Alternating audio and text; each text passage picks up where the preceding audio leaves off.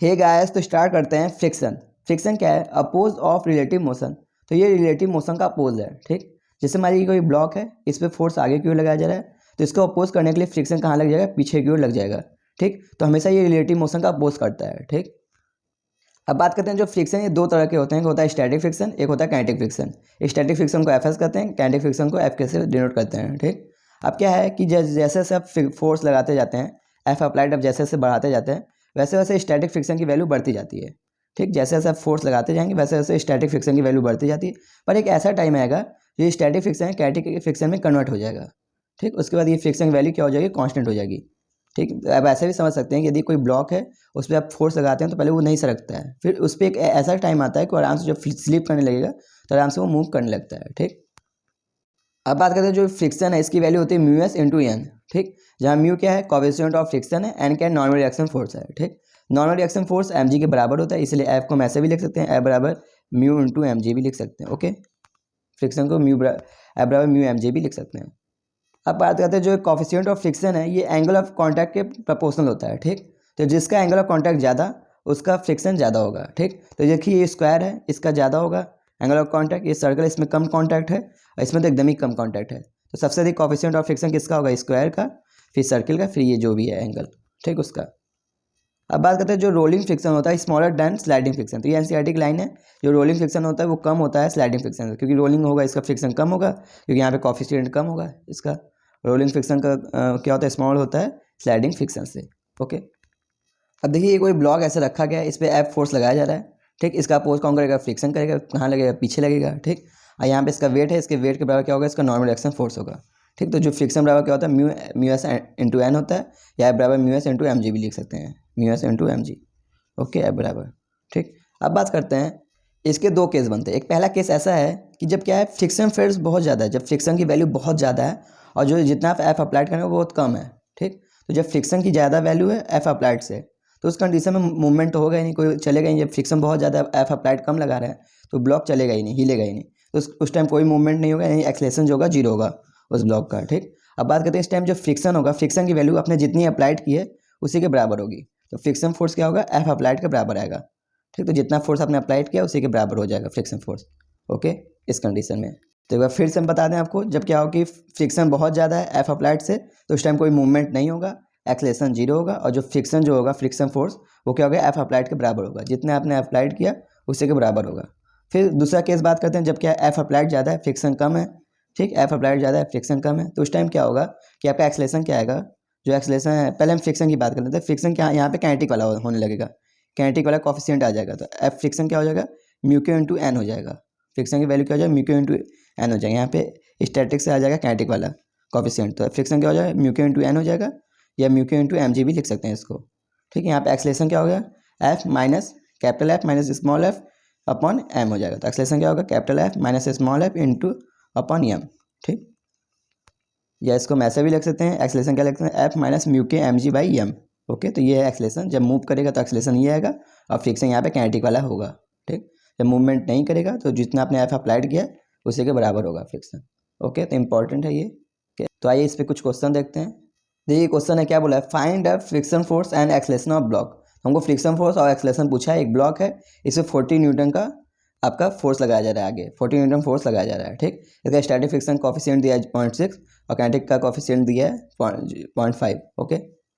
सबसे पहले हम निकालेंगे, पहले फ्रिक्शन की वैल्यू निकालते हैं, फ्रिक्शन कितना लग रहा है। तो फ्रिक्शन क्या होता है? Mu S into M G होगा, ठीक। म्यू एस की वैल्यू कितना है? 0.6 है, और एम कितना है? 10 kg है, और जी कितना है? 10 यानी 60 न्यूटन है, ठीक। यानी फ्रिक्शन कितना है? 60 न्यूटन का है, और इसमें हमने फोर्स कितना लगाया? 40 न्यूटन।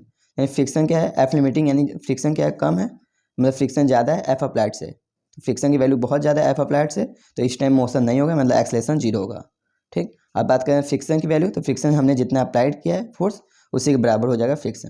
तो ये हो गया पहला केस का क्वेश्चन, ओके। अब देखिए उसे सेम क्वेश्चन में 70 न्यूटन का यदि हम फोर्स लगा दें, उसमें 40 न्यूटन लगाते हैं, इसमें हम 70 न्यूटन लगा देते हैं, ठीक। हमारा एफ लिमिटिंग कितना आया था? इसी क्वेश्चन हम सेम क्वेश्चन है, उसमें एफ लिमिटिंग इसमें कितना आया था? 60 न्यूटन आया था एफ लिमिटिंग, और हमने अप्लाइड कितना किया? 70 न्यूटन का फोर्स अप्लाइड किया है, ठीक। तो हमारा एफ अप्लाइड ज़्यादा है, जो फ्रिक्शन है उससे ज़्यादा है हमारा एफ अप्लाइड, ठीक। जितना हमने अप्लाइड किया वो ज़्यादा है फ्रिक्शन से, ठीक। इस टाइम यहाँ पे कौन सा फ्रिक्शन की वैल्यू क्या हो जाएगी? काइनेटिक फ्रिक्शन आ जाएगा। तो सबसे पहले फ्रिक्शन की बात करें तो यहाँ पे म्यू के एम जी हो जाएगा, काइनेटिक वाला फ्रिक्शन लगेगा, म्यू के की वैल्यू कितना है? 0.5 और ये के जी की वैल्यू 10 है और आपका ये एम की वैल्यू भी 10 है, बराबर कितना हो जाएगा 50 न्यूटन। तो हमारा जो फ्रिक्शन फोर्स आएगा वो कितना आएगा 50 न्यूटन। अब बात करते हैं एक्सेलरेशन। एक्सेलरेशन क्या होगा, capital F minus small F into M. Capital F कितना है 70 न्यूटन है, स्मॉल एफ कितना है मतलब कि फ्रिक्शन कितना है 50 न्यूटन, अपॉन कितना मास कितना है 10 kg, हमारा कितना है 2 मीटर पर सेकेंड स्क्वायर एक्सेलरेशन हो जाएगा। ठीक है, ये है हमारा दोनों क्वेश्चन। अब हम बात करते हैं कॉन्टैक्ट फोर्स। कॉन्टैक्ट फोर्स क्या होता है, ये फ्रिक्शन फोर्स और नॉर्मल एक्शन फोर्स का रिजल्टेंट जो होता है वही क्या होता है, कॉन्टैक्ट फोर्स होता है। कॉन्टैक्ट फोर्स क्या होता है, रिजल्टेंट ऑफ फ्रिक्शन फोर्स और normal action force. Normal action force और फ्रिक्शन फोर्स का जो रिजल्टेंट आएगा बीच का, उसको ही कहते हैं हम कॉन्टैक्ट फोर्स। ठीक, तो कॉन्टैक्ट फोर्स को इसको एफ सी से डिनोट करते हैं, बराबर क्या होता है रूट इसका रिजल्टेंट लेते हैं, यानी कि किसका, फ्रिक्शन फोर्स और नॉर्मल एक्शन फोर्स का जो रिजल्टेंट है वही क्या है, कॉन्टैक्ट फोर्स है। ठीक, अब बात करते हैं इसको हम ऐसे भी लिख सकते हैं क्योंकि फ्रिक्शन फोर्स की वैल्यू क्या होती है, म्यू एम जी होती है। ठीक, म्यू एम जी का स्क्वायर लिख सकते हैं plus M G. Normal action force क्या है, एम जी है।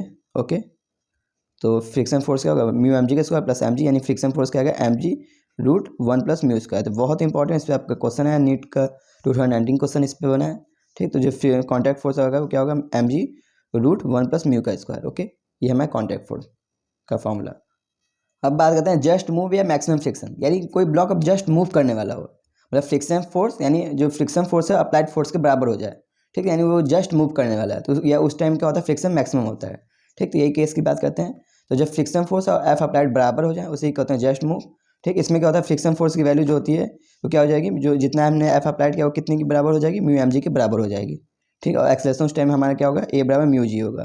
ठीक, तो इस पर भी बहुत क्वेश्चन आते हैं। ठीक, तो जब ऐसा को जब जस्ट मूव बोले या मैक्सिमम फ्रिक्शन बोले तो उस टाइम क्या होता है, एफ की वैल्यू जो एफ अप्लाइड होगा कितने के बराबर होगा, म्यू एम जी के बराबर होगा, और एक्सेलरेशन क्या होगा, म्यू जी हो जाएगा। ठीक, दूसरा बात करते हैं vertical motion in just move. Vertical motion में जस्ट मूव की बात करें, इस पर भी बहुत बार क्वेश्चन बने हैं।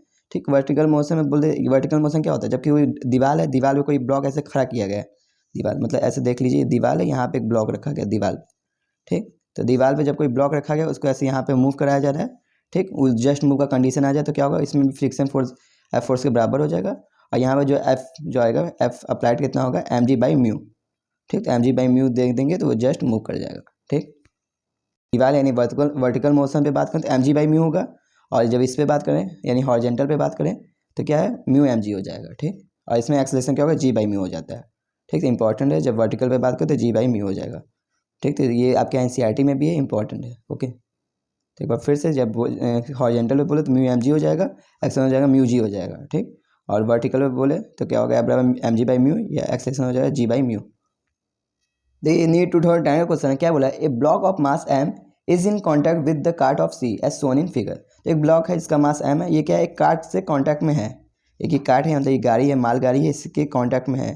ठीक, एज जैसा फिगर में दिखाया गया, the coefficient of static friction between block and the cart is mu. तो इसके बीच जो ये कार्ट है और जो ये कार्ट और ये मास के बीच जो है कोफिशिएंट कितना है, म्यू है। ठीक, कोफिशिएंट ऑफ स्टैटिक फ्रिक्शन कितना है, म्यू है। अब बात करते हैं द एक्सेलरेशन ऑफ अल्फा, जो एक्सेलरेशन है alpha of the cart that will be prevent the block from the falling स्टैटिफाइज। तो हमें बोला कि जो ये कार्ट है इसका क्या है, एक्सेलरेशन है, इसकी जो एक्सेलरेशन क्या है अल्फा है, ये कितना होना चाहिए कि ये ब्लॉक नीचे ना गिरे, ये गाड़ी कितने तेज से मूव करे कि ब्लॉक को चिपकाए रहे। ठीक, ये क्या है, वर्टिकल मोशन वाला केस आ गया है, यानी इसको क्या एक्सेलरेशन दे दें कि ये क्या गिरे ना, तो इसके लिए वही वाला केस आ गया, जस्ट मूव वाला वर्टिकल वाला। तो इसमें क्या होता है कि एफ बराबर क्या होता है, एम जी बाई म्यू। ठीक, हमारा फोर्स क्या होता है, फ्रिक्शन फोर्स क्या होता है, एम जी बाई म्यू।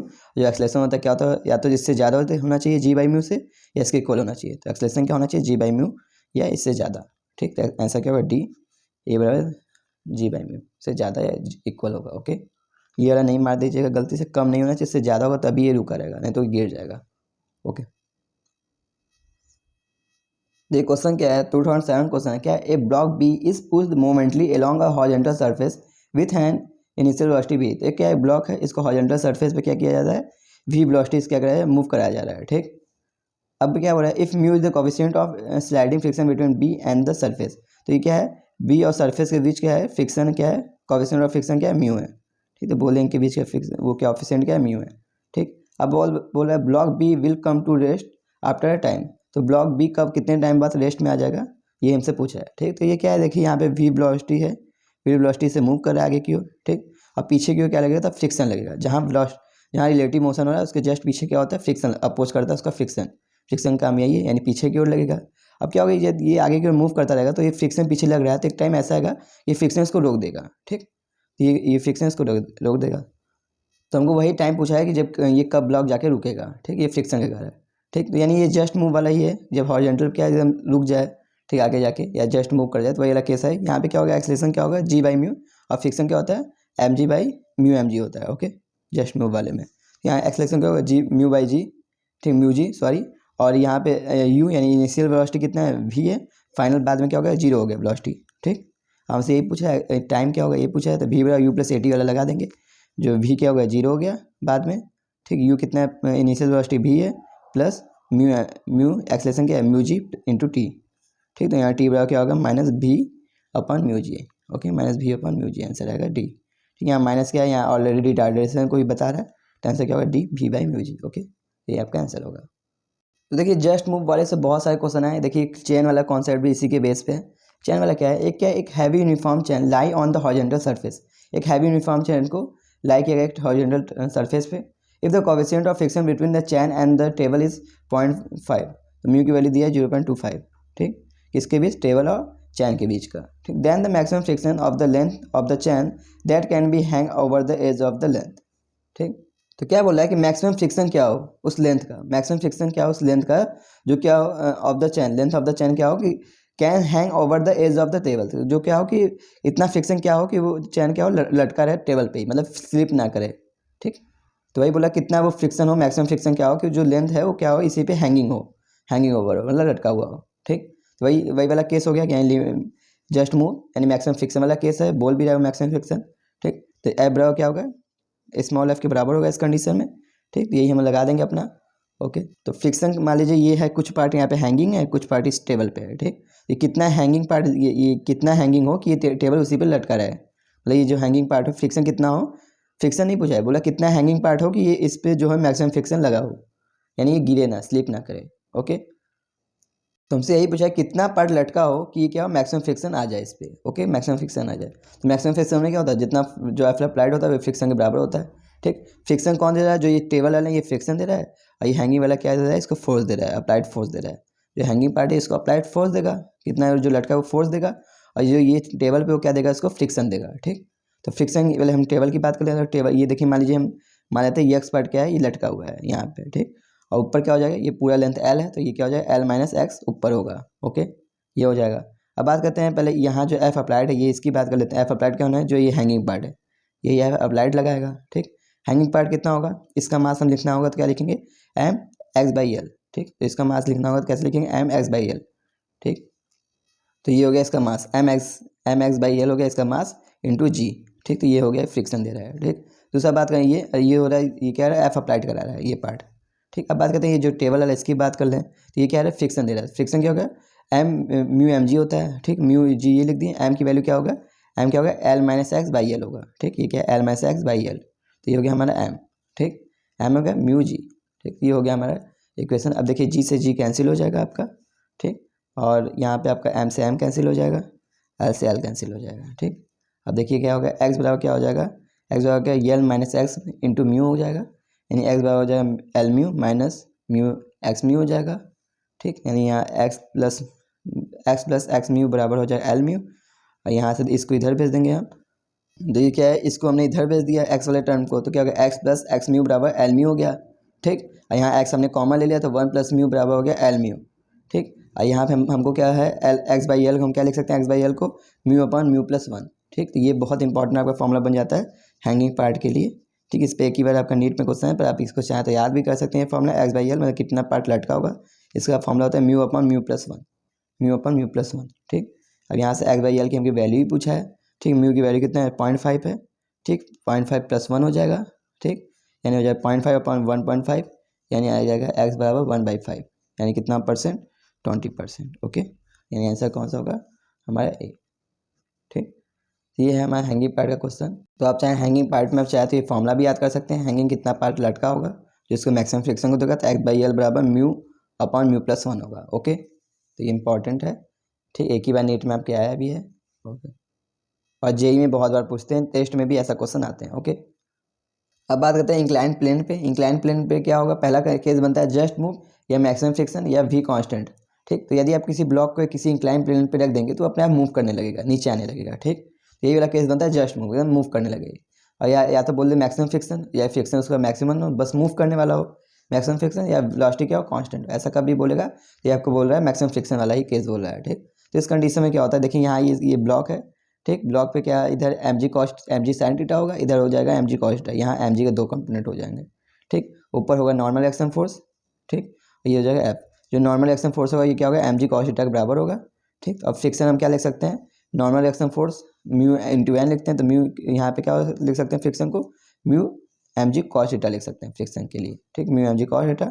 और फोर्स क्या है, एफ अप्लाइड कौन कर रहा है, ये लग रहा है एम जी साइन थीटा, ये दोनों क्या इक्वल है। फ्रिक्शन फोर्स मैक्सिमम वही फ्रिक्शन वाला केस है, तो फ्रिक्शन फोर्स और एफ अप्लाइड इक्वल होंगे।